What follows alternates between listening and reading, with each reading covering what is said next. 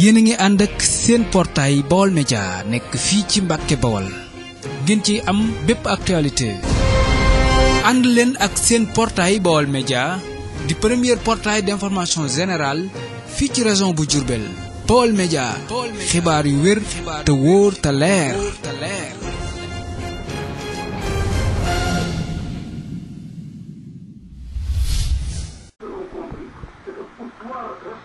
salaamaaleykum wa rahmatullah maa ngi ziar di nuyu ñëpp di baalu ak ñëpp di baal ak ñëpp fan yi nag dafa am benn phénomène bu nar a commencé te ñëpp xam nañ bu amee fi nga xam ne nii foofu la jëmee population yi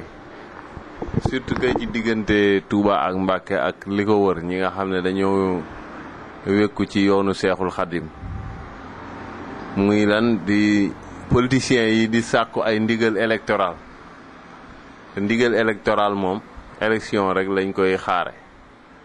te dañoo tàmmoon a ndigal ñu koy xamee ci maanaam sëñ bi digle na ñu jàng alxuraan wala sëñ bi digle na ñu dem ca tool yi nekk béréb sàngam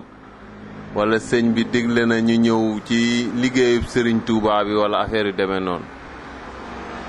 mais kanta sëñ bi nee na sëñ bi joxe na ndigal que ñu voteel diw wala ñu voteel diw loolu démocratie da koo dàq waaw surtout que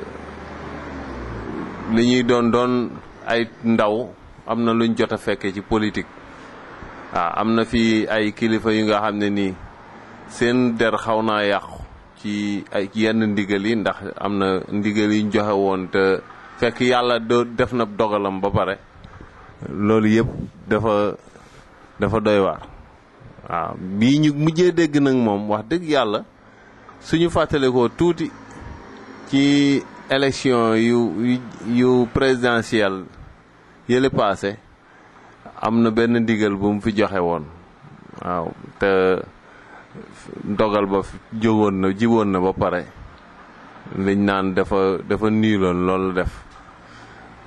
léegi nag ki fi nekk wala ñëpp ñi nga xam ne ni ñoo fi nekk di diriger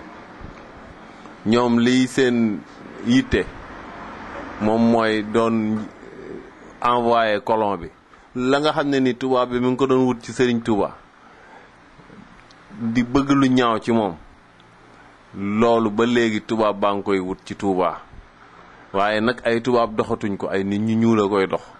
nit ñu ñuul ñooñu nag ñooy dox ba nga xam ne bu ñu sañoon sëriñ bu wax taalibe bi ne acam wala sëriñ bu joxe ndigal taalibe bi du ko faale léegi nag loolu sëriñ si ñoo koy xam fu ñuy taxawe ndax ñaaw na ci histoire mouridisme sëriñ bi wax taalibe bi du mooyu léeg-léeg am nga dégg am ñu naan du vrai taalibe moo tax mu di ko def wala li mu def dug taalibe fekk ne fàtte nañ ne lan moo erreur ba nga xam ne ni moo tax mu xalaate noonu wala mu jëfe noonu àdduna daal dox na toll na fu nga xam ne nii lii tax nit ki fonk sëriñ bi du politique du mbirum sax àddina waxuñ nag benn sëriñ bul politique ndax politique bu fekkee ne ni mu tekkin wi dëgg noonu lañ koy doxalee sëriñ si mën nañoo politique waaye politique bi ma gis nii wax dëgg yàlla ku sëriñ si waruñ cee dugg sëriñ si daal dañoo nekk ay régulateur social ñu nga xam ne ni su problème amee wala ñu gis luy bëgg a yëngatu ñu am luñ ci wax wala luñ ci def waaye kanta nga am ay taalibe ñii bokk fële ñii bokk fële nga ñëw ne yéen ñëpp ànd leen ak diw mii ñàkkul ne dina am ñu nga xam ne ni duñ obéir ci sa ndigal googu moom li may conseillé ci ñi ma ko sañ a digal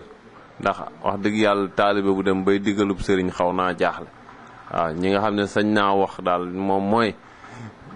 kañu féete nañ féete ak moom te yàlla rek tax ñu noppi waale ko